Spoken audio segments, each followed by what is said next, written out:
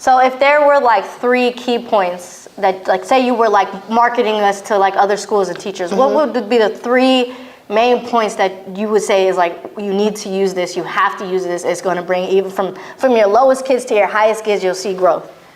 Definitely the student closing the achievement gap. The curriculum is going to do that. I look at the fact that I started with the lowest kids, where all of my kids were beginner learners. I mean, you're talking about first grade, 6-month Lakeside levels, right? And so student closing that achievement gap is just is the most important thing of it all. It's engaging. It's fun. I can't say that enough. We had so much fun with the labs.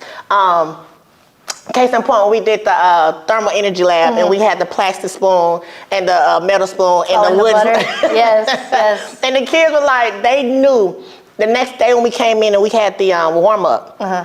It was like this. And that's important, right? It's about access. Yes. It's science is a very complicated subject, and teachers are scared to teach it because kids haven't seen the words before or haven't really experienced any of the stuff that you're going to teach, especially with physics, right? A lot of it is kind of.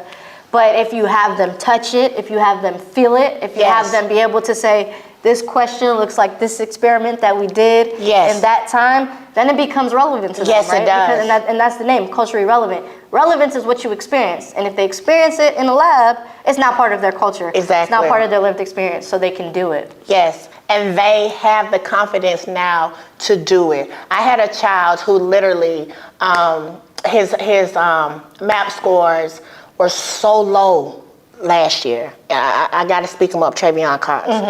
I'm talking about so low. I mean, to the point where, and he even used to say, Ms. Jones, I'm stupid. Like, I'm dumb. Like, I can't do this stuff. But when he took that Georgia Milestone, he came to me and he said, Ms. Jones, that test was so easy. And I said, what? And he was like, it was so easy. And guess what else? He was proficient. And proficient is the second highest level. So you have beginning, developing, proficient, and distinguished. So this kid made in the 80s.